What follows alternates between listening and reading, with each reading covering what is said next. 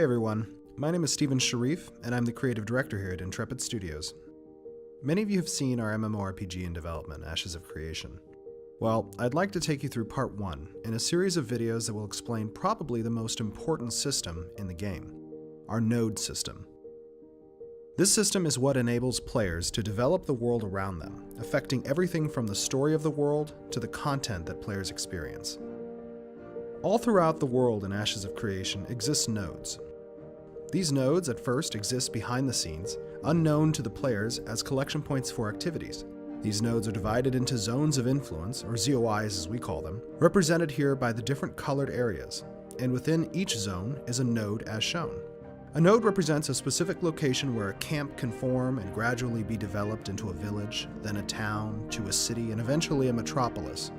Every activity a player participates in will fall within a specific node's ZOI, and these activities will contribute to that specific node's development. This is important because only so many nodes can be developed, and certain content is locked behind which nodes develop.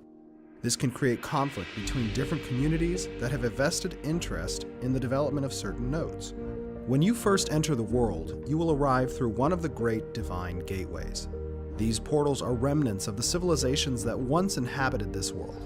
Your ancestors fled their home in haste, and now an eternity has passed, and these divine gateways have opened once again, leading you back to the world of your origin.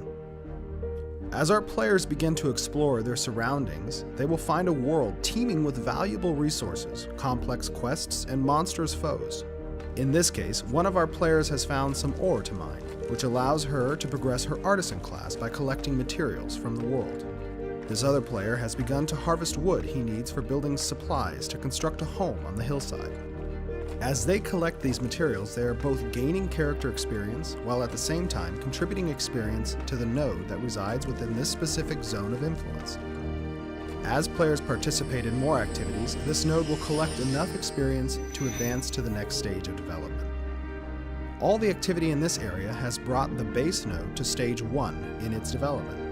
We call this the NPC stage. Until now, this node was unknown, but the arrival of these NPCs unlocks access to new activities for the players, and as the node continues to progress through each level, it will attract more NPCs, which will provide evolving content that reflects this specific node's location. Let's fast forward to a level 4 node, the town stage.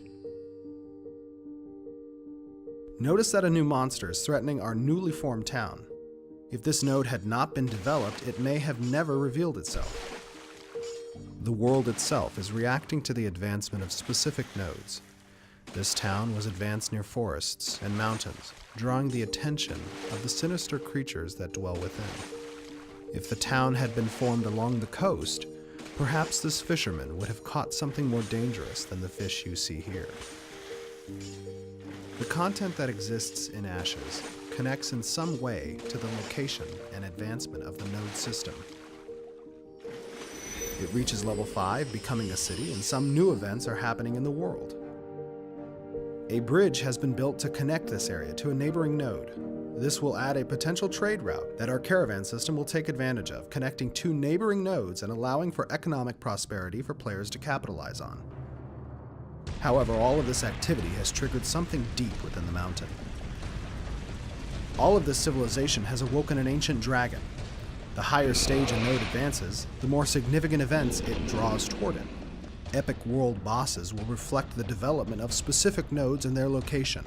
Our world is designed to react to the players by providing new and exciting chapters to an ever-evolving story. A story that reflects the actions of each server. A story that can change and adapt to provide the players an immersive tale woven by the actions of the community. This dragon is the server's dragon, part of the server's tale, and one which might not be seen on any other server. The players now must react to this evolving threat. Thankfully, these players are up to the task, and taking down this dragon has again contributed to the node, furthering its development.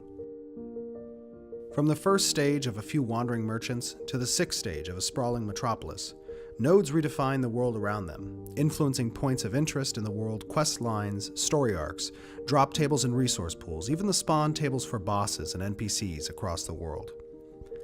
This cycle of nodes leveling, triggering events, and leveling again is the fundamental cycle of growth throughout Ashes of Creation. The world you see reflected on your server will depend entirely on where players decide to plant their roots, and the events and structures that fill the world will be a direct result of where and when nodes evolve. Even we aren't sure where players will take things, which makes this project exceptionally exciting for all of us. We focused here on the growth of nodes in order to show how the base functionality works, but in upcoming videos we'll delve into the sieging and possible destruction of nodes, how player-run governments of nodes work, and how regions grow.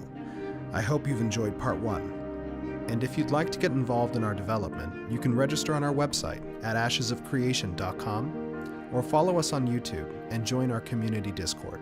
Thanks for watching part 1 in our series on nodes.